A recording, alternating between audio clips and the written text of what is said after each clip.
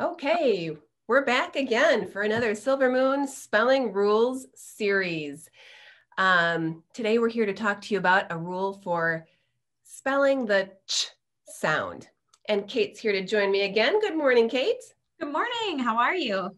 Doing great, doing great.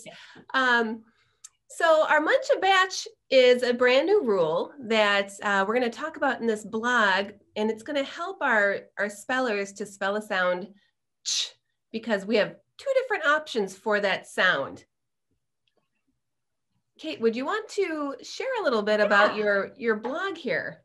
Absolutely. So I start off in my cheesy intro introducing that sound, and as we take our journey through the blog and through our Munch a Batch of Cookies rule, we discover that the ch sound is spelled with a CH when it comes after there we go, after a consonant. And then we talk about how it's spelled with the TCH, which is another digraph we don't always think about as being a digraph. And that comes after a short vowel sound. So of course, we begin by talking about some of the prerequisite skills for students, which Kelly just scrolled through. And those are those skills that you want to make sure your student knows how to do before you jump into this rule. And Kelly, do you want to describe a little bit about that before and after concept? Because I think that sometimes is something we don't think about as teachers right away. Yeah, I will. Positional words: before, after, over, below, top, down. Especially students who have dyslexia, a lot of times directionality is a real confusion for them. And that includes positional words. So oftentimes I'll be working with a student and I'll say, show me the letter before the CH or after the CH. And the student will mix up those two words. And that is really important for this rule because we're only using a TCH after a short vowel. So position is very important in order to apply the rule correctly here. Yeah, right. And we can't always take for granted that our students have established that. So we have a little tip on how to make sure that's established before you jump into the teaching. When I get to the part of the blog that talks about teaching, I jump right into our Munch a Batch of Cookies phrase for the rule, because of course, whenever we have that visual paired with that phrase, it helps us to solidify that rule in the minds of our students and helps our students to learn the rule even better. So you can see that great visual. Kelly, I don't know if you want to give a little background behind our Munch a Batch of Cookies visual that you've created for Silver Moon. Sure. We'll just make that a little bigger for y'all to see. Yeah, there we go. This is, well, who doesn't like chocolate chip cookies, right? Exactly. And chocolate and chip have your CH sound as well. But your Munch a Batch, you can't stop at just one. So you want to have a batch of cookies. At least I like to eat 3 or 4 cookies if they're homemade. So our Munch gives us our target sound with the CH, and our batch gives us our target sound, I should say target spelling, with our TCH. Oftentimes, before students learn about the TCH, we call it a digraph. It's technically a trigraph, of course, because there's 3 letters. I don't like to get super hung up on linguistic terms with kids because, we're not training young linguists, we're training readers. So digraph, trigraph, it is just making one sound, and that's the focus. The T is totally silent. So Kate's gone ahead and she's created some really great activity pages that I'll just pop open here right now. And we'll discuss through these real briefly, and we'll have you on your way. Great.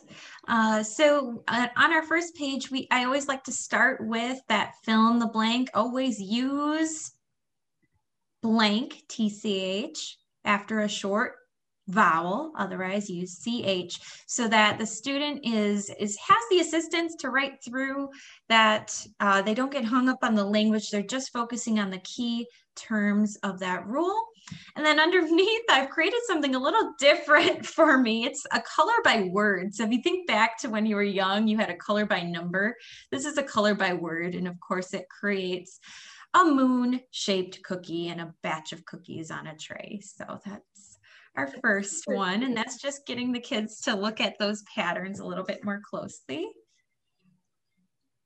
And then as we move into our second page, this is our teacher format. So I like to build in the interactive, so it's not just worksheet and independent practice. So this would be the teacher format, where a teacher is having, where you are having your student find the sounds right before and highlight in blue the consonants, and in yellow those short vowels, to lead you into that TCH versus CH connection. Yeah, always, go ahead. I would say that this is great because it really draws the attention to those patterns, so that the kids get really used to spelling the sound with the correct spelling patterns. That's fantastic. Great, thank you. And this is nice. I use activity pages like this all the time with my students with this rule. This is just awesome. And of course, we always give the option to add in more sensory components. Of course, we know our students are multisensory learners. They don't just learn through their eyes, they learn through their ears and through tactile senses and visual senses. So you can always build that into this portion as well, and have your students tap along as they spell. But this would be the student page. It's a bit more simplified, a little less busy. Great, great. And of course, we're discussing rules that come out of the Silver Moon Spelling Rules Instructors Manuals, featured right behind me. And when Kate was talking about, filling in the blanks for that rules definition, that comes right off of our rule cards with our name and face on the front and our definition on the back.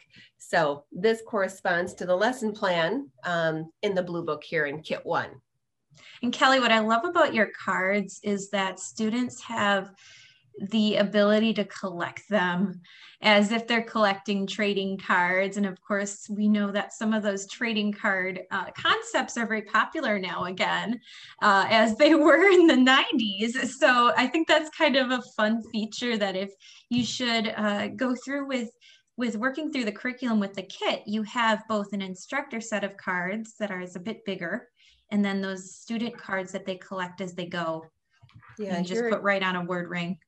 Here are the student cards that Kate's referring to. It kind of takes us back. I always remember baseball cards. When I was little, the police would drive through the neighborhoods and we'd run up to the police car and ask them for a baseball card, and we would collect our baseball cards. Nowadays kids collect Pokemon and all sorts of cards, but this is, these cards are the single coolest feature of the program because it's a huge motivator. So thanks for saying that, Kate. It's a lot of fun. It is fun. Yeah, so that is our CH and TCH spelling rule. It's Munch a batch. Did you have anything else you wanted to share, Kate? I don't think so. I just love this rule because I like cookies, and I like that sensory connection of picturing eating a batch of warm cookies. Yeah. So I think that's kind of my favorite part about this rule. Yeah, and if you pick this up or take a real close look at the picture, you'll find the hidden CH and hidden TCH within the image.